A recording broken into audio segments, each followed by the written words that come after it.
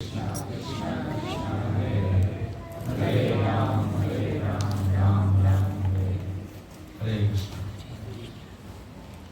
करते समय मैं थोड़ा भक्ति जीवन के बहुत ही प्रारंभिक समय में चला गया था और जब मैं ज्वाइन किया तो उस समय जो ब्रजेश बाबू आपके सामने बैठे हैं तो उनसे 6 महीने सीनियर थे।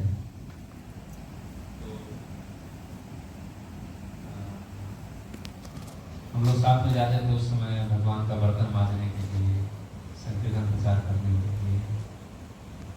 जैसे कि आप लोग को मालूम है कि 4 आश्रम है, ब्रह्मचारी, गृहस्थ, ब्रह्मचर्य, संन्यास। और ब्रह्मचारी का जो जीवन होता है विद्यार्थी का जीवन होता है, जो कि गुरु के निर्देशन में रह करके हमको शिक्षा दी करनी पड़ती है। इसके बाद चाहे तो कोई पूर्ण रूप में ब्रह्मचर्य व्रत का पालन कर सकता है या गुरु के आदेश से गृह जीवन में प्रवेश कर सकता है। तो उस समय ब्रजेश प्रभु से 6 महीने ब्रजेश 3 महीने सीनियर थे और मैं नया नया आया था। बहुत सारी सेवाएं होती हैं, हार्डवर्क होता है, उसमें बहुत हार्डवर्क करता था। मतलब कम से कम राधा राज बिहारी का जो किचन का बर्तन होता है, उस बर्तन को मांजना होता है, हम ही लोग को मांजना होता है। 3-4 घंटा बर्तन मांजने में लगता है। जो बड़े बड़े दरवाजे देख रहे हैं भगवान के, अभी गोल्ड पॉलिश हुआ, पहले चांदी का पॉलिश था, चांदी का पॉलिश घसना होता है। तो ये बहुत स्ट्रिक्ट था उस समय और मुझे इसे डर लगता था, मैं नया नया आया था। अरे बदले दूल्हे से थे, बहुत खास काम करते थे। और एक कहते हैं गोपुरंजन प्रभु, हम 3 लोग का जोड़ी था, मेरा इनका और गोपुरंजन प्रभु का, जो कि लगभग 2 साल तक हम साथ में सेवा की। मुझे वो सब चीज़ें याद आने लगी। बहुत समय बाद जब मृदंग बजा रहे हैं तो उस समय मृदंग वो संकीर्तन पर मृदंग सीखा करते थे और मेरा इतना इंटरेस्ट नहीं था संगीत में, लेकिन इनका देख देख के मुझे प्रेरणा मिली थी कि मुझे भी सीखना चाहिए। तो उस समय टाइम का जो सदुपयोग था बहुत अच्छे तरीके से किया करते थे। और चलती हुई बस में ये जो मृदंग आप बजा रहे हैं तो ये चलती हुई बस में मृदंग पीछे बैठ के सीखा करते थे। तो इनको देख करके फिर मुझे प्रेरणा आई कि ये सीख रहे हैं, इतना दुबला पतला होकर के इतना मेहनत करता है, तो फिर मुझे भी सीखना चाहिए। इससे थोड़ा ताकतवर था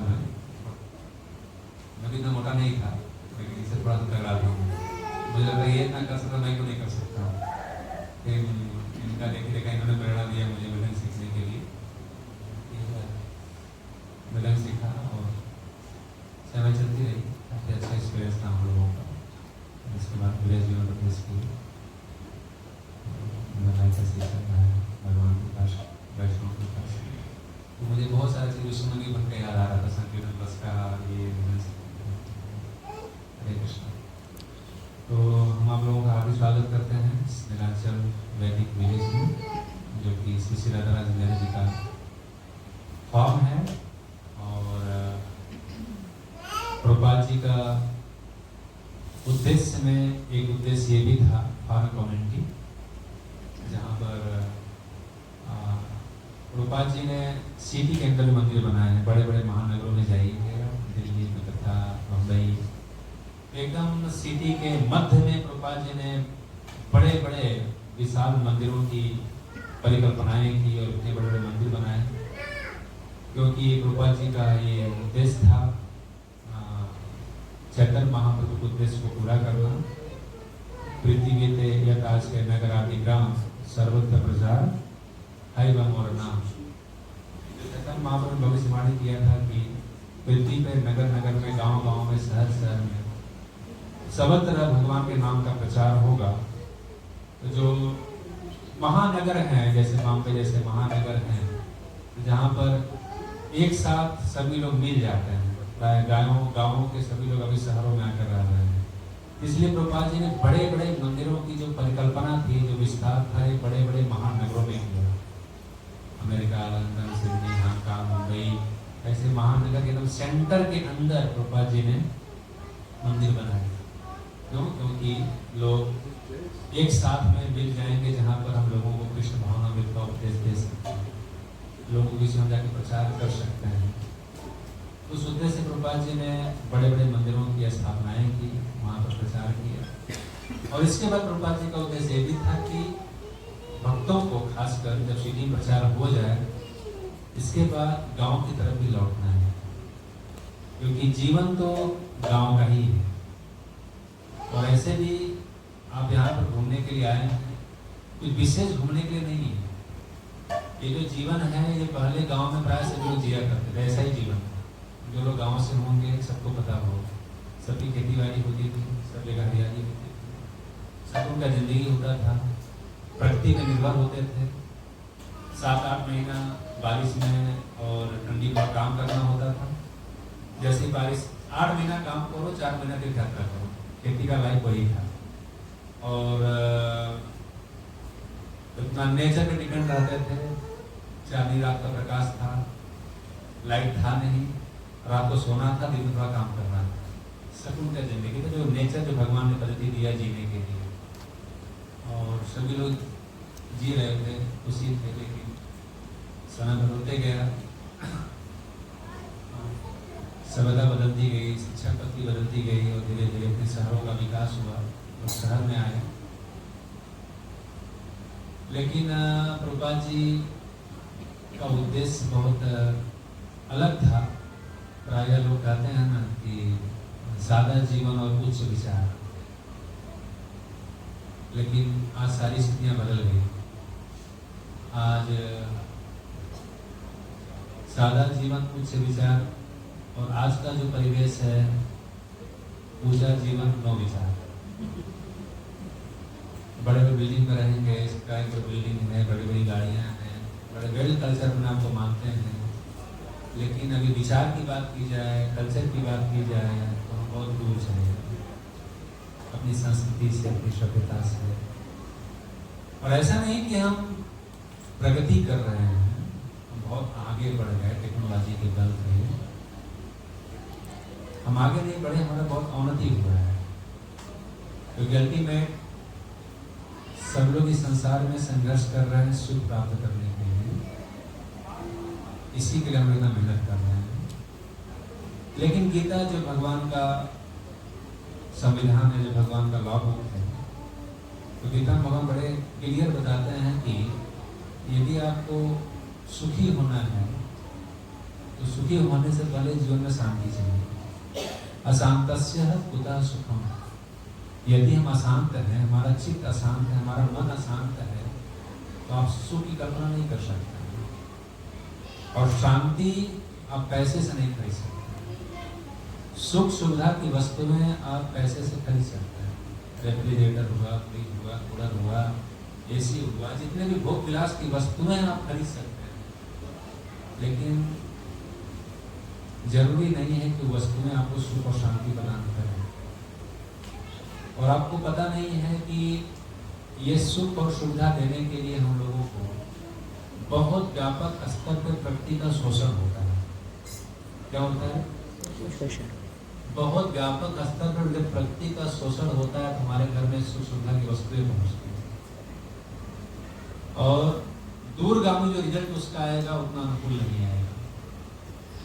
मैं बहुत डीप नहीं जाऊंगा, प्रैक्टिकल चीजें बता सकता हूँ कि प्रभुपाद जी के सब उद्देश्य क्या था, क्या उद्देश्य लेकर फार्म मोटिव के ऊपर प्रभुपाद जी ने बोला था, जहाँ पर हम भक्त लोग आए, खेती के साथ, गाय के साथ रहें, जिए, और लोगों को बताएं ये चीज कि इसके बिना जीवन नहीं है। प्रभुपाद जी कई जगह लेक्चरों में ऐसा बोले हैं कि भले आप फैक्ट्री में फैक्ट्री बैठाते जाओ, भले रोड पे रोड बनाते जाओ, लेकिन आप नट बोल्ट खा के जीवित नहीं रहेंगे। आप स्टील नहीं खा सकते, आप नट बोल्ट नहीं खा सकते। जीने और खाने के लिए आपको अन्न चाहिए। और यदि हमारी धरती खत्म हो गई, पहले लोग बोलते थे ना, जब घर पे आता था, अब तो चाय का पैसा में गए, एक कप चाय लाओ। पहले जब घर पे आता था क्या बोलते थे? एक गिलास ठंडा पानी लाओ, ताजा पानी लाओ, ताजा पानी बोलते, ताजा पानी। लेकिन क्या हम समझ रहे हैं कि देखते देखते सिर्फ 20 साल का एक्सपीरियंस हम बता सकते हैं आपको, आप लोग भी समझ सकते हैं कि 20 साल के अंदर ऐसा स्थिति बदला है देश का, संपूर्ण विश्व का, देश का संपूर्ण विश्व का। इतना ज्यादा प्रकृति से छेड़छाड़ हो रही है, इतना ज्यादा खिलवाड़ हो रही है कि आज हमारे पास पीने के लिए एक गिलास शुद्ध पानी नहीं है, ताज़ा पानी नहीं है। आप कहीं भी जमीन का पानी लेकर नहीं पी सकते। पहले होता था ताज़ा पानी ले लीजिए और सब फैक्ट्री का पानी है आपके पास। पूरा जीवन आपका केमिकल के गिरते गिरते घुमा है। कुछ समय पहले मैं पढ़ रहा था तो अपने इंडिया में प्रतिदिन 65 करोड़ लीटर दूध का खपत होता है। कितना? 65 करोड़ लीटर दूध। एवरेज ठीक है, घर की 6 लीटर जाता ही है दूध। 65 करोड़ लीटर अपने भारतवर्ष में दूध का खपत होता है। आपको आश्चर्य होगा और अपने इंडिया में उत्पादन क्षमता कितनी रह गई है दूध की। जितनी भी हमारे पास बीज उपलब्ध है गायों की, भैंसों की, सब दूध मिला देंगे तो कितना उत्पादन बनता है? रिपोर्ट आया 15 करोड़ लीटर। ये सिर्फ दूध का बात कर रहा हूँ मैं, फिर पनीर, छेना, रसगुल्ला, रसमलाई ये सब छोड़ देना। ये सिर्फ दूध का एनालिसिस आया है। 65 करोड़ लीटर खपत होता है, 15 करोड़ लीटर उत्पादन है। बीज का जो 50 करोड़ लीटर हम ले रहे हैं दूध, आपको पता नहीं आपको क्या पैकेट भर के मिल रहा है। और इसमें कोई लॉजिक लगाने की जरूरत नहीं है। मैं कुछ आम बात नहीं करता। आप बॉम्बे में रहते हैं, बॉम्बे में आप कोई फेस्टिवल ऑर्गेनाइज कर रहे हैं, कोई शादी विवाह है, और मान लीजिए आप बोलेंगे हमको एक टैंकर दूध चाहिए। एक टैंकर में लगभग 4000 लीटर दूध होता है। 4000 8000 बड़े टैंकर में क्षमता होता है, खाने बने रहता है। तो 4000 6000 8000 का सब राइट होता है हम लोगों का। तो मान लीजिए आपको बोलेंगे हमको 4000 का दूध चाहिए हमारे यहाँ फेस्टिवल है। बिलीव आप ऑर्डर दीजिए, आपको 1 घंटे में दूध मिल जाएगा। एक टैंकर मिल जाएगा ना, टैंकर से दौड़ते रहते हैं, ऐसे ही मिल जाएगा। और दूर दूर तक आप चले जाइए, आपको गाय का दर्शन नहीं है, भैंस का दर्शन नहीं है। कामों से दूध आया कहाँ से? दूध बन रहा है। तो ये बहुत ही विषम परिस्थिति है। तो ऐसे दूध थोड़ा सा दिमाग लगाएंगे तो प्रभुपाद जी से बोलते हैं, प्रभुपाद जी बहुत जगह आधुनिक सभ्यता के खिलाफ बोले हैं। इसलिए नहीं प्रभुपाद जी बहुत निराशावादी थे, नहीं, प्रभुपाद जी बहुत आशावादी थे। और यही आशा थी कि आज हमारे समय में आप लोग कुछ सोचिए कि हम लोग अपने आंखों के सामने की समस्या देख रहे हैं कि पीने का पानी नहीं रह गया है, खाने के लिए अन्न नहीं रह गया है। तो सब पहले हम यहाँ पर सेमिनार भी ऑर्गेनाइज करते हैं, क्योंकि यहाँ पर जो खेती है, पूरी खेती आप देखेंगे, डॉक्टर साहब घुमाएंगे आपको, हम पूरी ऑर्गेनिक खेती कर रहे हैं। जो भी खेती हमारा पूरा काऊ प्रोडक्ट, काऊ बेस्ड खेती है, वहीं से पूरा खाद बनाते हैं, वहीं से पूरा केमिकल तैयार करते हैं गाय से रिलेटेड। क्योंकि जो भगवान का सिस्टम है, भगवान के सिस्टम में गाय और खेती का एक अन्योन्याश्रित जीवन है। दोनों एक दूसरे से अलग होकर नहीं रह सकते। गाय इसमें कोई प्राणी नहीं माना गया है। गाय को माँ बोलते हैं कि भावता नहीं है इसमें, ये सिद्धांत बहुत पक्का है। क्योंकि यदि गाय पृथ्वी से अलग हो गई तो कोई ताकत नहीं है कि पृथ्वी को बचा सके कभी नहीं। तो ये कॉमन सेंस की बात है। अनंत कोटि ब्रह्मांड के मालिक भगवान श्री कृष्ण, भगवान श्री कृष्ण अनंत कोटि ब्रह्मांड के मालिक, 6 ऐश्वर्य परिपूर्ण है भगवान। और ऐसे भगवान श्री कृष्ण जब इस धरा धाम पर आते हैं तो सबसे प्रिय काम क्या चुनते हैं? भगवान कृष्ण का सबसे प्रिय काम क्या है? आप लोग ड्यूटी को बता सकते हैं। सबसे प्रिय काम भगवान चुनते हैं गाय चराना। बहुत प्रिय है गाय, भगवान को बहुत प्रिय है। मैया यशोदा कहती हैं कि लाला चप्पल पहन के जाएगा, कम से कम जंगल में जाओगे चराने के, कांटे कर जाएंगे, पत्थर कर जाएंगे। अरे कहते नहीं, मैं चप्पल तभी पहनूंगा जब हमारी सारी 9 लाख गायों की चप्पल लगा। अपनी बात पूर्ति से भगवान मानो लीला कर रहे हैं, सबको चप्पल मिलना चाहिए। भगवान इतना प्रेम करता है, इतना आत्मीयता है गाय से। वो चप्पल नहीं पहनती, मैं भी नहीं पहनूंगा। हालांकि भगवान का उद्देश्य दूसरा था कि भगवान ब्रज की धरती को पवित्र करना चाहते थे। आज भगवान चप्पल पहन के चले कि कहाँ से साफ मिलता है दर्शन करने का। भगवान का अलग अलग उद्देश्य है, कहाँ ब्रज की महिमा बढ़ती। भगवान ने खेला, भगवान ने चला वहाँ पर, तो ये हम भक्तों को सौभाग्य मिलता है। लेकिन भगवान इस प्रकार में ऐसा करते हैं कि सबको चप्पल पहनाओ, सबको चप्पल पहनाओ। भगवान को गाय को चलाने के लिए कभी सोचा भगवान गाय को चलाए? क्या भगवान का कोई काम नहीं था? और हम लोग भी जब घर पे थे तो यही हम लोग को बोला जाता था। हम लोग गाँव से आए थे, एक बोलते थे, खेल भाषा बोलेंगे, भोजपुरी भाषा बोलेंगे, पढ़बा लिखबा ना तो गैया चरेगा। मतलब गाय चराना ऐसा हम लोग को ब्रेन वॉश किया गया कि गाय चराना, गोबर उठाना ये कोई तुच्छ काम है। ये बहुत कुछ है, समय बहुत थोड़ा देता हूँ मैं आप लोगों को, इसलिए एक जगह मैं इसे पढ़ रहा था तो उसमें यहाँ भी बताया गया था कि हमारे यहाँ ब्रिटिश लोग आए, हमारे यहाँ अफगान लोग आए, हमारे यहाँ मुगल आए। 3 लोग शासन करने के लिए आए, मुगल, अफगान और ब्रिटिश। मुगल और अफगान ने जितना हमको घाटा नहीं दिया, उससे कहीं ज्यादा घाटा हम लोग को दिया है ब्रिटिश लोगों ने। मुगल अफगान आए, यहाँ पर मंदिरों को तोड़े, हमारे धर्म संस्कृति को बर्बाद किया है। जो झगड़ा आज भी चल रहा है, चैतन्य महाप्रभु के समय भी कितना बड़ा बोलबाला था धर्म परिवर्तन का।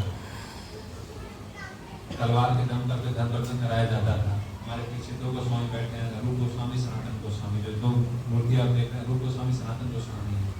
और इनका नाम था दबीर खास और साकर मल्लिक, भी मुस्लिम बन गए। यह बता रहा हूँ वहाँ से 550 साल पूर्व की बात।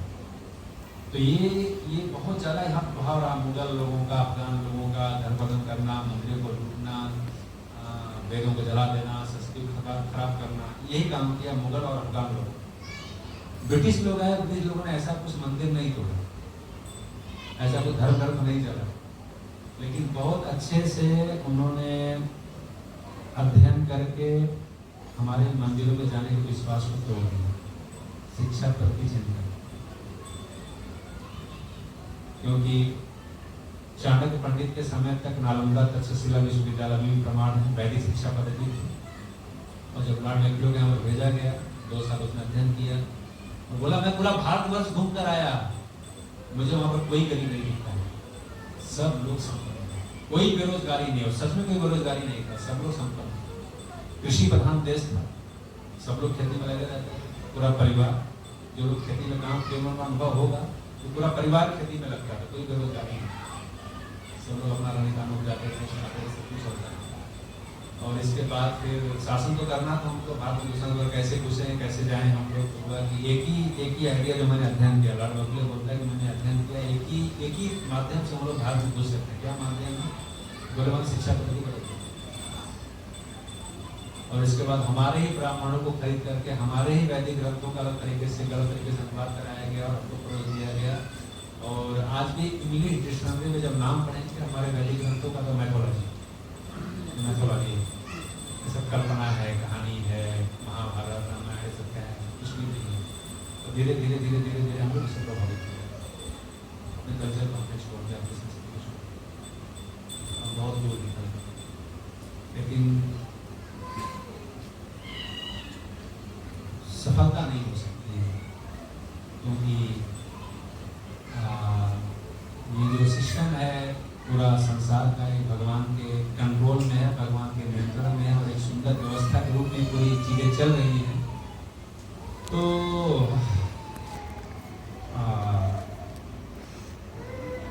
मैं यही बता रहा था कि गोपाल जी का जो उद्देश्य था, ये अपने वैदिक संस्कृति, अपना जो कल्चर था, उस कल्चर को लेकर आना। और इसी का एक ये है कि हम गाय को और खेती को अलग करके हम सुखी नहीं हो सकते। तो भगवान जो गाय चराते थे, गाय चराने के पीछे सिद्धांत था। ऐसे जो गौशाला चला रहे, गौशाला कॉन्सेप्ट है ही नहीं गाय के लिए। गवर्नमेंट में भी गाय के लिए गोचारण भूमि होती थी, राजा महाराजाओं के समय भी गाय के लिए गोचारण भूमि होती थी, एरिया छोड़ा जाता गाय को घूमने के लिए। सिद्धांत क्या था उसके पीछे कि सिर्फ गाय यदि जमीन को घूमेगी भी ना, तो जमीन को पोषण कर देगी। बहुत सूक्ष्म टेक्निक है, प्रभुपाद जी ने बहुत विस्तार से बताया और उसके भक्त अभी बहुत विस्तार से सभी एनालिसिस करके अध्ययन कर रहे हैं। प्रभुपाद जी बोलते हैं चाय कहाँ से आया, चाय क्यों लाया गया। चाय पीने वाले हम भारत लोग नहीं थे, हम बनाते थे, बना करके हम निर्यात करते थे। चाय का कल्चर जो हमारे क्लाइमेट के लिए नहीं था। और आपको मालूम है चाय के पीछे तो प्रभुपाद जी ने घर छोड़ दिया। तो चाय हमारा कल्चर का चीज नहीं था। चाय प्रभुपाद जी बोलते हैं कलकत्ता की पोर्टली गली से इसका प्रचार चालू हुआ। विदेशी महिलाओं को लगाया गया इसको प्रचार करने के लिए, लोगों को ये करने के लिए, क्योंकि सबका एक लिंक था। चाय देंगे, चाय से रोक देंगे और उससे फिर एलोपैथिक मेडिसिन और फैक्ट्रियाँ चलेंगी, लिंक था ये।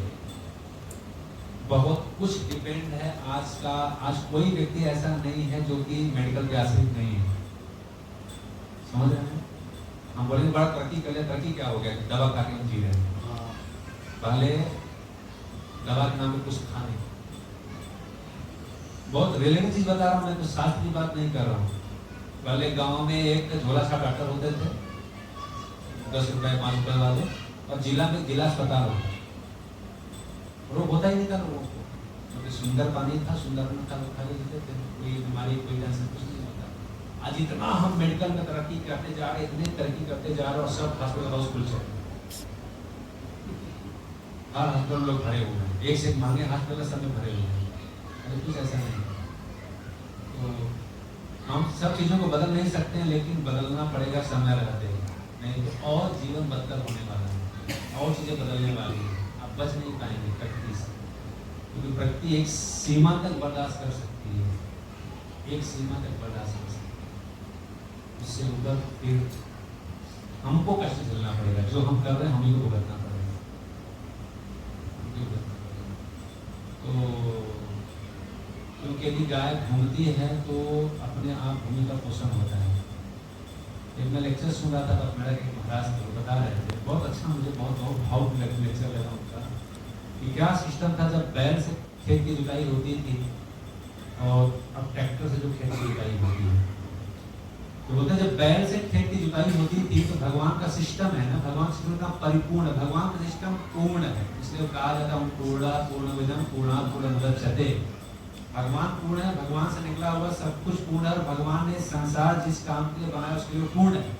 भगवान की व्यवस्था पूर्ण है, उसमें कोई प्रॉब्लम नहीं होगा। प्रॉब्लम होगा जब हम उसमें हस्तक्षेप करेंगे, हम भगवान की व्यवस्था में इंटरफियर करेंगे, तब सारी समस्याएं होंगी। और संसार में जितनी भी समस्याएं आई है ना, ये सारी समस्या सिर्फ हम मानव की वजह से आई है, सिर्फ हम मानव की वजह से आई है। पूरा समस्या क्रिएट करने वाले हम ही हैं। कभी आपने सुना प्रभुपाद जी बोलते हैं साउथ अफ्रीका के जंगलों में हजारों हाथी हैं, टनों टन खाता है, सबका पेट भरता है। चींटी से लेकर के ब्रह्मा तक भगवान के सिस्टम में सबका पेट भरता है। ये मनुष्य को छोड़ करके आज तक किसी ने चक्का जाम किया? हमारी मांगे पूरी करो, नहीं चक्का जाम कर रहे हैं। क्योंकि मनुष्य को छोड़कर जितने भी प्राणी हैं सब भगवान पे डिपेंड, भगवान सबका पालन कर रहे हैं। ये मनुष्य देखिए, भगवान सबकी आवश्यकता पूरी कर सकते हैं, सबकी आवश्यकता पूरी कर रहे हैं, लेकिन भगवान लालच पूरी करें आपकी, भगवान गारंटी नहीं है। तभी हम लोग लालची हो गए। पूरा संसार में हम पूरा सृष्टि को अपने लिए देख रहे हैं, कैसे हम उसको यूज करें अपनी इंद्र तृप्ति के लिए। कभी हमने सोचा इतनी चिड़िया हैं, इतनी पक्षियां हैं, इतने जीव जंतु कहाँ जाएंगे? वो भी भगवान के द्वारा निर्मित है। ये बारिश का सीजन होता है, बारिश के सीजन में इतनी सारे बटरफ्लाई होती है, तितलियां से देखने बोलते थे। और इस भगवान की सृष्टि में जो कुछ भी है ना, निरर्थक नहीं है, सबका बहुत बड़ा योगदान है। इतनी वैरायटी की तितलियां होती, तितली क्या योगदान था? कुछ तितली क्या योगदान है? अरे तितली ही थी जो एक अन्न से दूसरे अन्न पर बैठ करके उसका पराग उस पर छोड़ करके फिर वर्धन करती है, जिसको आज हम केमिकल फैक्ट्री बना रहे हैं। ये तितलियां काम करती, उनका भी सारी पृथ्वी खत्म हो गई, सारी चिड़ियां खत्म हो गई, सब कुछ मरते जा रहा है। आज कोई चिड़िया दिख रहा है कौवा को छोड़ करके? कौवा को छोड़ करके बाम में कुछ दिखता है? कोई चिड़िया दिख रहा है बाम में? कोई चिड़िया नहीं दिखेगी आपको, सिर्फ कौवा दिखेगी। कौवा क्यों दिख रहा है? क्योंकि म्यूनिसिपालिटी गाड़ी चल रही है। म्यूनिसिपालिटी गाड़ी बंद हो जाएगी, कौवा भी नहीं दिखेंगे। कचरा उचरा मिलता है खा के जी लेते हैं, बाकी सब तो हम लोग खा लेते हैं, उनके तो छोड़ा ही नहीं हम लोगों ने। ठीक है, कहाँ जाएंगे? सरकार ने हमें भुगतना पड़ेगा जो प्रकृति का नियम टूट रहा है। तो बता रहे थे कि जब बैल से खेती जुताई करते थे, तो देखिए जुताई करते करते बैल खेती में ऑलरेडी गोबर और गोमूत्र कर दिया करते थे। कितनी राउंड घूमने में गोबर गोमूत्र आपको मिल जाता है। दूसरा, भगवान का जो सिस्टम था, सूर्य सबका जीवन। अभी छठ पूजा में माना है ना, छठ पूजा किसकी पूजा होती है? सूर्य भगवान पूजा क्यों होती है? मालूम है आपको सिद्धांत क्या है? छठ पूजा का सिद्धांत यही है कि 2 समय अन्न निकलता है। एक चैत्र के समय जब सब नया नया अन्न आएगा, और तो छठ पूजा का पूजा इसलिए होता है कि छठ का तुलना सूर्य से, छठ का सूर्य भगवान है, और सूर्य भगवान ही सारे लोगों को जीवन देते हैं, इंक्लूडिंग ग्रेस। यदि सूर्य का प्रकाश न हो तो कोई चीज बढ़ नहीं सकता है, कोई चीज पैदा नहीं हो सकता है। तो वो भगवान सूर्य को एक अर्घ और उनको विनम्रता से हम प्रणाम अर्पित करते थे। जो भगवद गीता में भगवान बोलते हैं कि देवताओं के और मनुष्यों के आपसी सहयोग से ये सृष्टि चलती है। हम देवताओं के लिए यज्ञ करते हैं, उनके लिए पूजा करते हैं, उनको यज्ञ में समर्पित करते हैं, तो वो लोग खुशियों करके बारिश देते हैं, इंद्र बारिश देते हैं, और सूर्य प्रकाश देते हैं, जिससे कि अन्न बचता है। और चंद्रमा उसमें रस डालते हैं। जो इतना प्रकार का रस है, मीठा, खट्टा, तीखा, ये रस कहाँ से आता है? ये रस चांदनी रात में, इससे सारी चीजों में रस भरा जाता है। कोई रस क्रिएट नहीं कर सकता है, सारा रस चंद्रमा के प्रकाश से आता है। भगवान की सुंदर व्यवस्था है। तो जब बैल चलते थे, तो बैल चलने के साथ में हमारे जो देसी बैल होते थे, उनका एक हुक्स होता है, मालूम उन पर, इस पे हम उसको फंसाते हैं। और इतना बड़ा साइंस था कि वो वहां से ऊपर से एनर्जी लेता है, इसमें से एनर्जी लेता है, उसमें से एनर्जी लेकर के जो खून होता है ना, वो खून से जमीन के अंदर एनर्जी डालता है। तो समझ सकता है साइंस था। जमीन को भी ताकत चाहिए, उर्वरा शक्ति चाहिए ना, तो उर्वरा शक्ति वहां से एनर्जी विशेष प्रकार का फिल करके रेक्टिफाई करके फिर पूर से मिट्टी के अंदर उगालता था। और इसलिए से गोबर खाद डाल दो, जमीन जुताई कर दो, अपने आप अन्न निकल जाता है। उसका केमिकल प्रोसेस करना पड़ेगा। इतना कुछ सिद्धांत है। इसलिए भगवान गाय चराते थे। गाय से चले घूमे तो अपने आप संसार का पोषण हो जाएगा, कभी कमी नहीं पड़ेगा। लेकिन गाय बची नहीं, कोई बचा नहीं, क्या करें? तो ये बहुत सारा चीज था। तो इसी वजह से प्रभुपाद जी के विषय में था कि हमको गाँव के अंदर भी जा करके धर्मात्मक कम्युनिटी, और कम से कम जितना हमसे हो सके उतना स्तर तक हम लोगों को गायों को प्रोटेक्ट करना पड़ेगा, अपनी देसी मीट को बचाना पड़ेगा। क्योंकि एक न एक दिन प्रभुपाद जी बोले हैं कि मैक्सिमम 50 to 75 के अंदर, 50 साल के अंदर ये आधुनिक सभ्यता खत्म हो जाएगी। आप बहुत लंबा छान नहीं लगा सकते। प्रभुपाद जी कारण बताएं। प्रभुपाद जी कहते हैं कारण ये है कि आज का जो कल्चर है ये डिपेंड है पेट्रोल के ऊपर। किसके ऊपर? पेट्रोल और डीजल के ऊपर।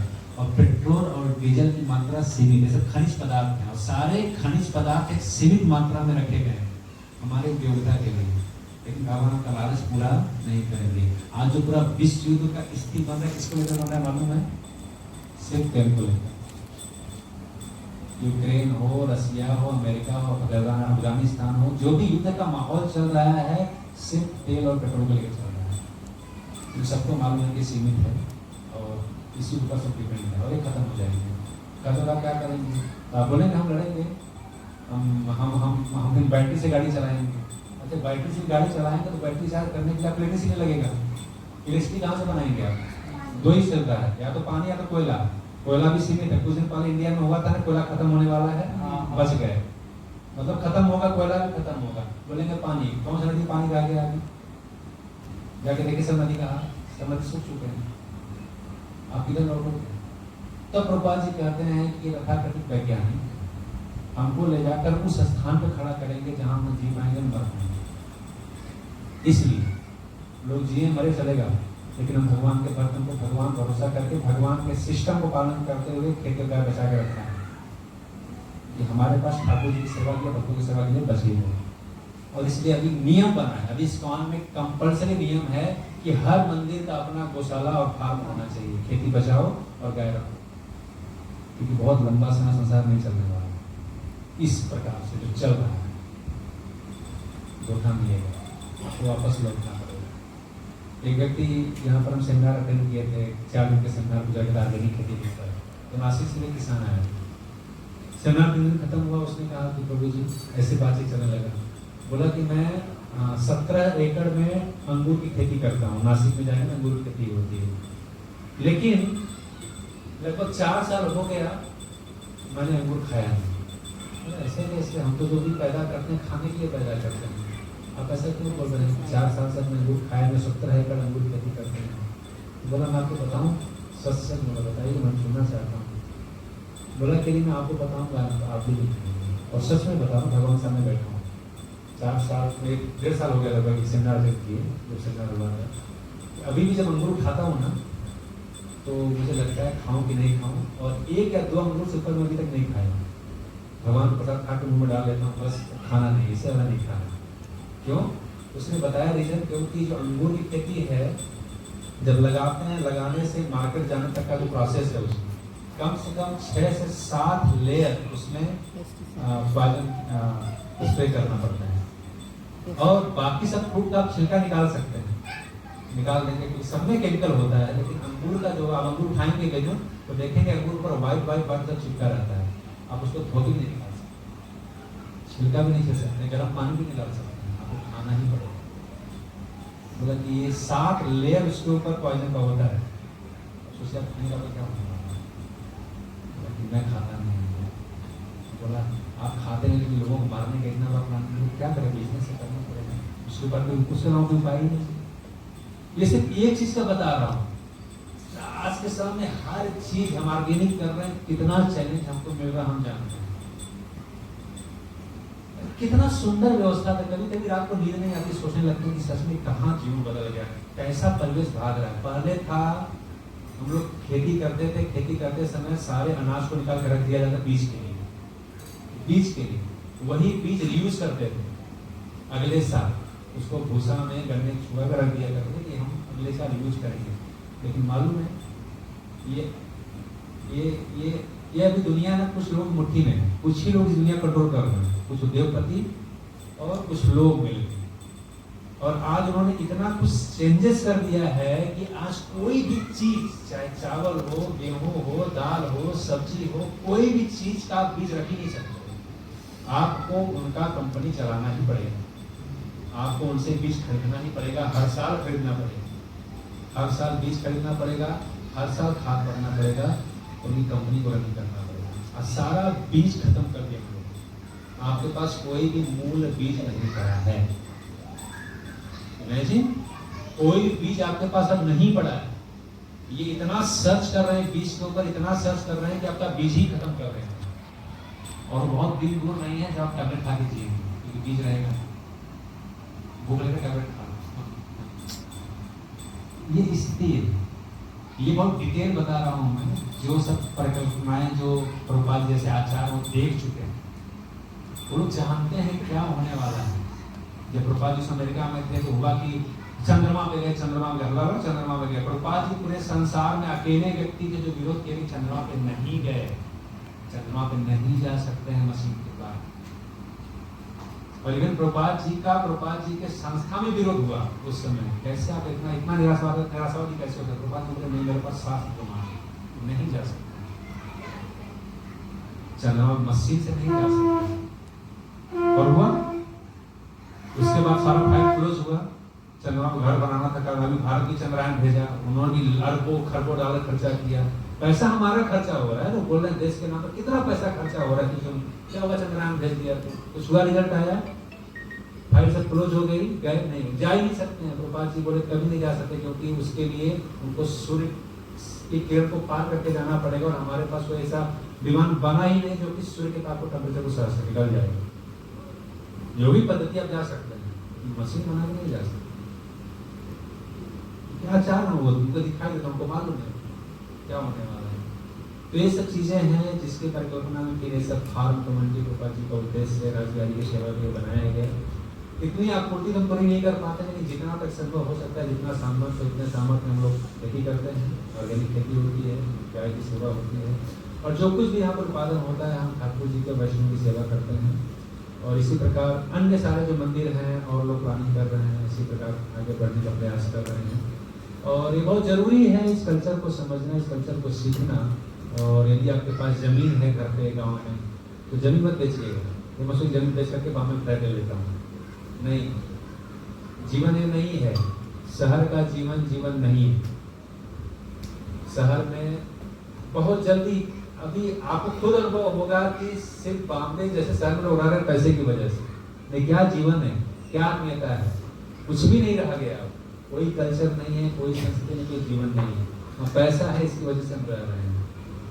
आप बस कल्पना करिए, बस सोचिए कि वहां पर 2 साल पानी बारिश न हो, सिर्फ 2 साल बारिश न हो, डैम न भरे, बामन कौन रहेगा? कितना हम डिपेंड है भगवान पे कि सिर्फ 2 साल भगवान बारिश न करे, बामन रख करें क्या? बिल्डिंग फैक्ट्री सब कैसे चला जाएगा? कुछ नहीं कर सकते, छोड़ के जाना पड़ेगा। इसलिए जहाँ भी जमीन है, जायदाद, उसको रखिए। हो सके यदि संभव हो तो कुछ गायों का सेवा करके फिर इस प्रकार का धीरे धीरे अच्छा अन्न खाने का प्रयास करिए। कम से कम 1 गिलास शुद्ध दूध पीजिए, जो भगवान द्वारा दिया गया पूर्ण आहार है।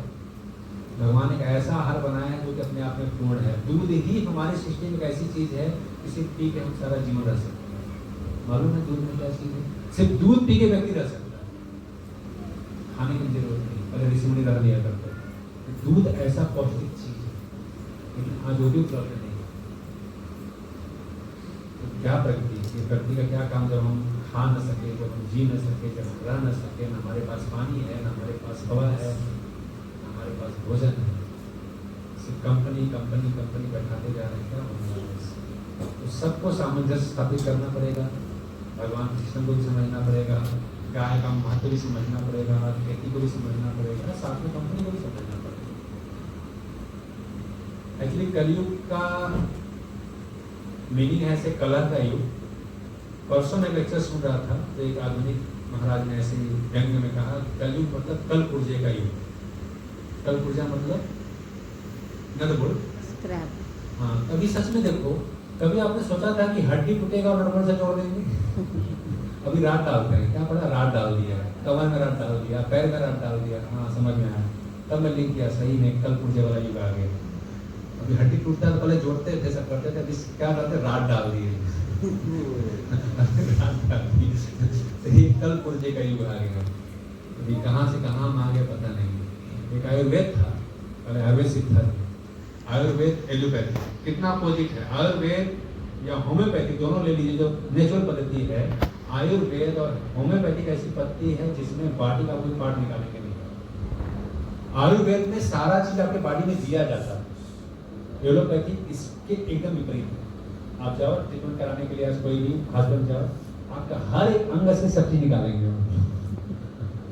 ये निकालो, वो निकालो, वो निकालो, मल मूत्र भी निकालो, सबका टेस्टिंग हो रहा है। एकदम अपोजिट कलयुग, मतलब एकदम अपोजिट। वैदिक का एकदम अपोजिट कलयुग आ गया। लेकिन हम लोग भक्त हैं, हमारे पास भगवान के पास प्रामाणिक शास्त्र है, प्रामाणिक गुरु हैं, हमको समझने का अवसर मिल रहा है, सोचने का अवसर मिल रहा है। तो उसके अनुरूप भी हमको अपने आप को थोड़ा विचार करना पड़ेगा। नहीं, हम आगे वाली पीढ़ी के लिए क्या छोड़ के जा रहे हैं?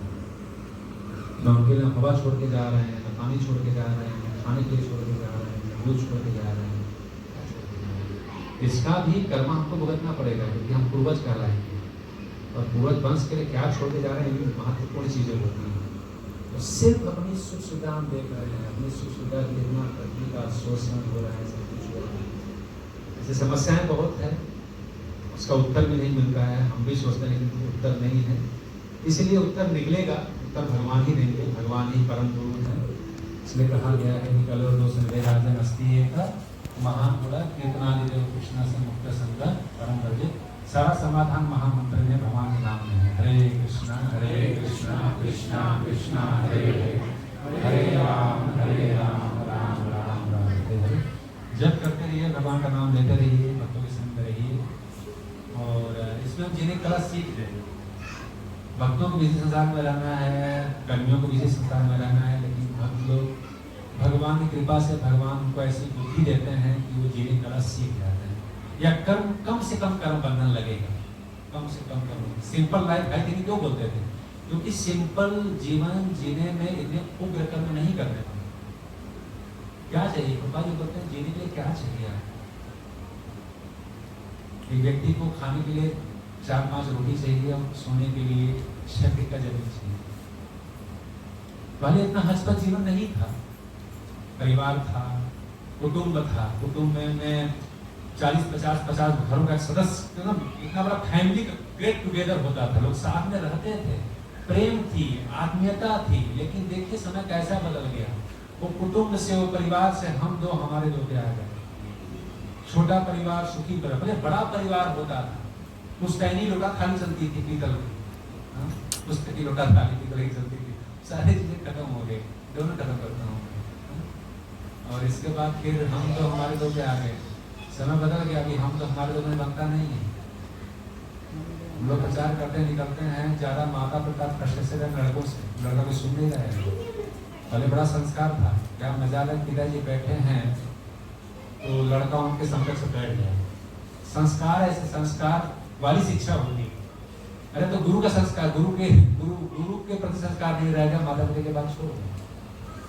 गुरु जिनका आदर भगवान की तरह किया जाता है, हमको सिखाया जाता है। लेकिन अब तो गुरु का भी सम्मान नहीं, अब तो गुरु मार नहीं सकते हैं, गुरु डांट नहीं सकते हैं। कल्चर आ गया ना, अभी तो विद्यार्थी को मार नहीं सकता कोई, और वे नहीं कल्चर और आ रहा है, अभी माता पिता भी मार नहीं सकते, डांट नहीं सकते। कहाँ सीखेंगे, कहाँ सभ्यता आएगी, कहाँ से प्रेम आएगा? सब चीज बदल गया, पूरा कल्चर ही बदल गया है। इस संस्कृति बहुत तेज से बदल रही है, तो ये बहुत ही विषम परिस्थिति है। अपने आप को समस्या ही समस्या दिखता है। अभी रास्ता क्या है?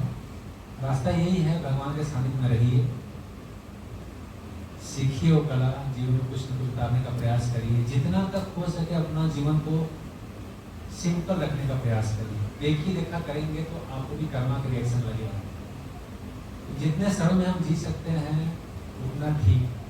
सादा जीवन, उच्च विचार। उच्च विचार मतलब कि भगवत संबंधी विचार, जीव, आत्मा, परमात्मा, भक्ति। जो भगवान कहते हैं कि जब मेरे भक्त आपस में मिल जाए हमारे विषय में चर्चा करते हैं, ये ऊंचा विचार है। क्योंकि ऐसा विचार रख करके ऐसा जीवन जीकर भगवान को प्राप्ति कर सकते हैं, इस संसार से निकल सकते हैं। और सिंपल जीवन मतलब जहाँ तक हो सके खाने, सोने और रहने की व्यवस्था भगवान के पास से हो गई, अपना जीवन का विस्तार करने का, बहुत ज़्यादा उग्रकम करने का प्रयास नहीं करने का। तो प्रहलाद महाराज की वाणी है कि देखिए आपके जीवन में जितना सुख है वो निर्धारित है। जिस प्रकार आप दुख के लिए प्रयास नहीं करते, आपके जीवन में दुख आता है, उसी प्रकार यदि आपके जीवन में सुख का समय होगा तो आएगा। लेकिन हम सुखी बन जाएं, हम सुखी बन जाएं, हम सुखी बन जाए, अरे इसके पीछे संसार का नाश हो जाए, इसके लिए बहुत बड़ा कर्मा लगेगा। और इस कर्मा को खत्म करने में आपके लाखों जन्म चले जाए, तो बहुत प्रकृति का नियम टूट रहा है। तो बेटर है कि हम डिवोटी हैं, वो चालाकी सीखें कि कैसे कम से कम कर्म बंधन लेकर के हम संसार से मुक्त हो जाए। हम संसार को नहीं बदले, लेकिन हम अपने आप को बदल सकते हैं, हमारी गारंटी है। तो ये इस प्रकार का परिवेश होता है जहाँ पर कि हम लोग प्रयास कर रहे हैं, इतना सिंपल नहीं प्रयास कर रहे हैं कैसे प्रकृति, खेती, गाय 100% नहीं हो पा रहा है, ना हो पाएगा, समय लगेगा और आपके बाद बदलेगा नहीं चीज, लेकिन समय है। हम उसके लिए प्रयास करें कैसे जो हमारा ओल्ड कल्चर, ओल्ड संस्कृति है, गाय और खेती के ऊपर डिपेंड रह करके जीवन जिया जाए, सुंदर जीवन जिया जाए, वही उद्देश्य को लेकर के फल होती है। और इसी के लिए हम लोग प्रयास कर रहे हैं। कृपा जी का उद्देश्य था कि गाय और खेती को बचाना है, ताकि आगे आने पीढ़ी को हम दिखा सकें, बता सकें कि ये जीवन एक जीवन है, यही सुंदर जीवन है। बाकी जीवन टेम्परेरी है, रोटी कपड़ा मकान का जीवन हो जी दिए, लेकिन वास्तविक जीवन तो यही जीवन है और इसको भी बचा के रखना पड़ेगा। इसको बचाएंगे नहीं तो आप मत सोचिए कि आप मिल, फैक्ट्री और सड़क बना करके जी लेंगे। बहुत विषम परिस्थिति आने वाली है, क्योंकि सड़क बनाएंगे, पहाड़ टूटेंगे, वन कटेंगे, अच्छा रोड मिलेगा, लेकिन अच्छा रोड क्या करेंगे जब रोड में पानी नहीं मिलेगा, होती नहीं मिलेगा, वो भी सोचना पड़ेगा। तो हर चीज़ों को भगवान की व्यवस्था को भी लेकर चलना पड़ेगा, सब बोलते विज्ञान को भी लेकर चलिए और अध्यात्म को भी लेकर चलिए, तब जाके कुछ रास्ता निकल सकता है। सिर्फ विज्ञान के नाम पर तरक्की करते रहेंगे, प्रगति करते रहेंगे और भगवान की सत्ता को नकारते रहेंगे, फिर बड़ा समस्या आ जाएगा। तो हम भारतवासी हैं और हमारे पास ही वो शास्त्र है, हमारे पास ही वो ज्ञान है जिससे हम लोगों को दिशा दिखा सकते हैं, जिसको कृपा ने दिखाया पूरे संसार को दिशा दिखाया। यही हमारे भारतीय संस्कृति है और यही चीज़ हम लोग को बहुत विचार करना है। तो आप लोग दिन भर के लिए आए, आप लोगों को बहुत बहुत धन्यवाद। पुनः हम आप लोग को स्वागत करते हैं और इसके बाद आप लोग जाएंगे अभी गेस्ट हाउस, जहाँ पर कृत्रिम स्विमिंग पूल है। पहले नदियाँ होती थी, तालाब होते थे, कुछ सब सपने हो गए, जैसे देसी घी, पहले हर जगह देसी घी होता था, अभी सुगंध मिल जाए बस एकदम संतुष्ट हो गई है। तो पता नहीं किसका सुगंध है, सुगंध मिल गया बस ठीक है, खाने को तो भूल जाएंगे। कौन खाएगा? नहीं मिलता है आसानी से, मिलता है तो भी लोग दे नहीं पाएंगे बनाने का। आज हमारा जो देसी घी है वो 32 रुपया है केजी, लेकिन रियल रेट बताऊँ, यदि मैं अपनी गाय का सिर्फ बनाना चाहूँ, आज के समय का जो माहौल चल रहा है, तो हमारे गाय का जो घी है वो कम से कम 6,000 रुपया किलो जाएगा, तब जाके कुछ कर सकता है। यदि सिर्फ अपनी गाय का बनाऊँ तो गोशाला से लेकर आता हूँ, मेरी गाय का है, कुछ कपड़े करके बना देता हूँ, लेकिन क्योंकि अब इतना बदल गया परिवेश, न दूध है, न घी है, न कुछ भी नहीं है, तो ये सब चीज़ भी सोचना पड़ेगा। यही सब उद्देश्य से ये सब फार्म प्रोडक्ट डेवलप किया है, जहाँ पे लोग सीख सकें कि ये एक जीवन है, नहीं तो फिर वही जीवन में आप जी के चले जाएंगे, लेकिन आगे आने वाली जो पीढ़ी है, आपके बच्चे हैं, उनके बड़ा संघर्षमय जीवन हो जाएगा। तो अभी से हम प्रयास करेंगे लेकिन उनके भविष्य के विषय को सोच पाएंगे, बच जाएंगी, नदियाँ बच जाएंगी, तालाब बच जाएंगे, कुएं बच जाएंगे, पानी बच जाएगा, लेकिन सब चीज़ खत्म हो जाएगा, बड़ा संघर्षमय जीवन हो जाएगा। हरे कृष्ण।